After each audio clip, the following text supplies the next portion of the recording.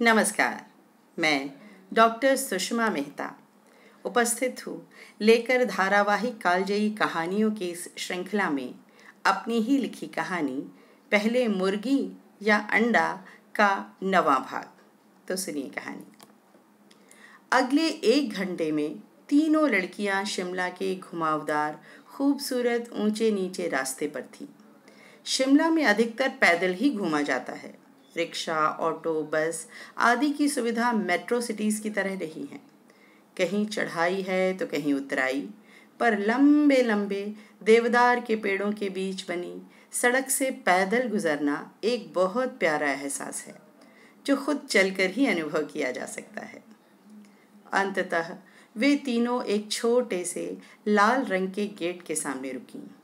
P single retired जज name plate पर लिखा था। गेट खोलकर वे अंदर चली गईं।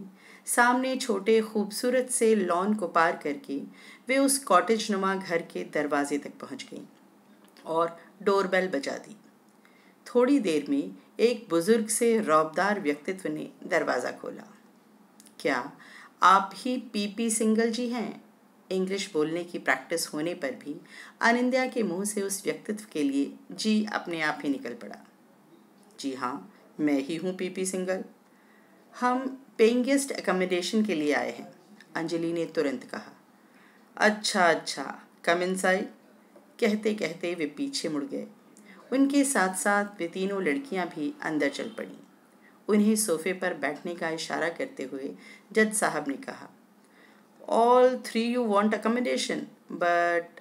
उनकी बात काटते हुए अंजलि बोली, नो, ओनली शी नीड्स। सिर्फ इसे ही चाहिए। उसने अनिंद्या की तरफ इशारा किया। इतनी देर में मिसेस सिंगल भी आ गई।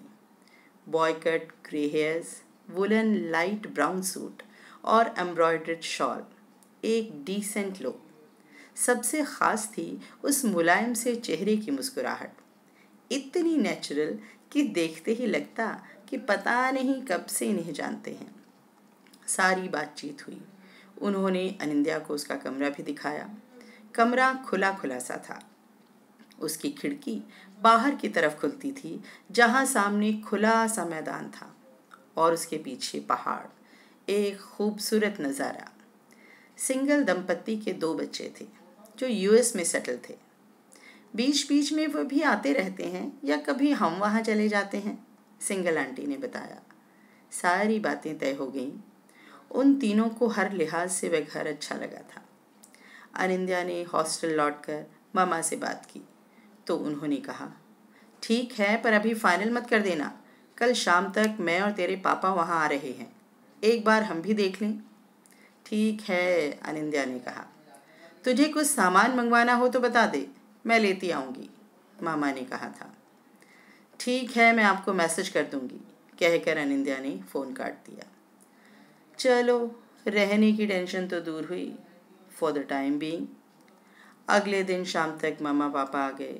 घर देखा, मकान मालिक भी, और एट लास्ट अनिंद्या अपना सामान लेकर वहाँ शिफ्ट हो गई और फिर उसका यूनिवर्सिटी का रूटीन शुरू हुआ। आज अनिंद्या यूनिवर्सिटी से लौटी तो उसका मूड बहुत ख़राब था। मन में बहुत झुंझलाहट थी। क्यों? क्योंकि आज डिपार्टमेंट में उसकी सुकुमार से अच्छी खासी बहस हो गई थी, और वो भी श्रीवास्तव सर के सामने ही। सुकुमार साइकोलॉजी में पीएचडी कर रहा था। जब अनिंद्या श्रीवास्तव सर से अपना चैप्टर डिस्कस करने गई, उस समय सुकुमार उनके रूम में ही बैठा था। वह किसी वजह से उनसे मिलने आया था। अनिंद्या ने श्रीवास्तव सर के सामने टेबल पर अपना चैप्टर फोल्डर रख दिया और कुर्सी पर बैठ गई। सर चैप्टर देखने लगे। उसे पढ़ने के बाद सर ने अनिंद्या से कहा, अनिंद्या, मैंने तुम्हें कहा था कि इन मेजर प्लान्स के बारे में और इन्फो कलेक्ट करो और इसे विस्तार से ढंग से लिखो। यह रिसर्च वर्क है। गूगल से इन्फॉर्मेशन लेकर सिनॉप्सिस नहीं बनेगी। रिसर्च आर्टिकल्स, जर्नल से मैटर लो। कितना कैजुअल सा वर्क है ये। उनकी आवाज़ में बहुत नाराज़गी थी। अनिंद्या ने कहा, सर मैटर मैंने कलेक्ट कर रखा है, पर अभी इसमें पूरा शामिल नहीं कर पाई हूँ। पिछले 3-4 दिन से बहुत डिस्टर्बेंस चल रही है। क्या डिस्टर्बेंस? श्रीवास्तव सर ने उसी मूड में पूछा। सर मैं जहाँ रहती हूँ एज अ पेइंग गेस्ट, वहाँ उनका बेटा आने वाला है यूएस से, तो घर में रिनोवेशन चल रहा है। अनिंद्या ने कहा। So what, don't give me such silly excuses, Srivastava sir का जवाब था। सर मैंने उन्हें कहा था कि मेरे रूम का रिनोवेशन छोड़ दें, पर उन्हें मेरी प्रॉब्लम से कोई लेना देना नहीं, उन्हें सारा काम एक साथ ही कराना है। अनिंद्या के स्वर में भी झल्लाहट साफ थी। तभी अब तक चुपचाप बैठा सुकुमार बोल पड़ा।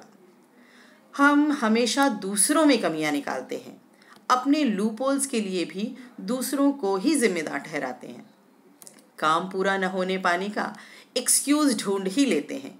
ये ह्यूमन साइकोलॉजी है। सच तो ये है कि काम करने के भी 100 बहाने हो सकते हैं और न करने के भी। हम दूसरों से हेल्प की आशा में बैठे ही रहते हैं।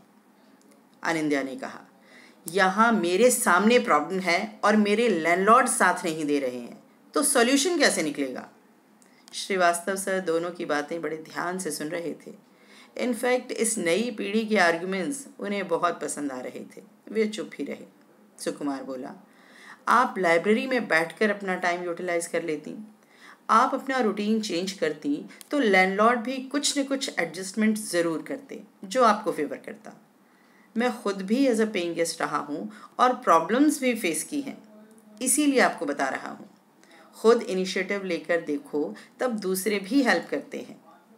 अनिंद्या ने कहा, बस फिर वही प्रश्न, पहले मुर्गी या अंडा, पहले मैं एडजस्ट करूं या पहले समाज सहयोग करे? अनिंद्या ने टेबल पर रखा फोल्डर उठाया जिसमें चैप्टर रखा था और खड़ी होते हुए बोली, ओके सर, मैं कल फिर आती हूँ विद चैप्टर करेक्शन, कहकर अनिंद्या कमरे से बाहर निकल आई। मन कर रहा था भाड़ में जाए पीएचडी, अपना बोरिया बिस्तर उठाए और लौट जाए अपने घर अहमदाबाद। इतनी छोटी छोटी बातों के लिए भी लैंडलॉर्ड कॉपरेट नहीं कर सकते। 10-15 दिन बाद रिनोवेशन हो जाता, कौन सा घर गिरने वाला है? कैसे मैनेज करेगी वह? पीएचडी पूरी भी हो सकेगी? तो आज की कहानी बस इतनी ही। कहानी के अगले भाग के लिए अगले सप्ताह तक प्रतीक्षा कीजिए। आज के लिए बस इतना ही। नमस्कारः, शुभं भवतु, पुनः मिलिष्यामः।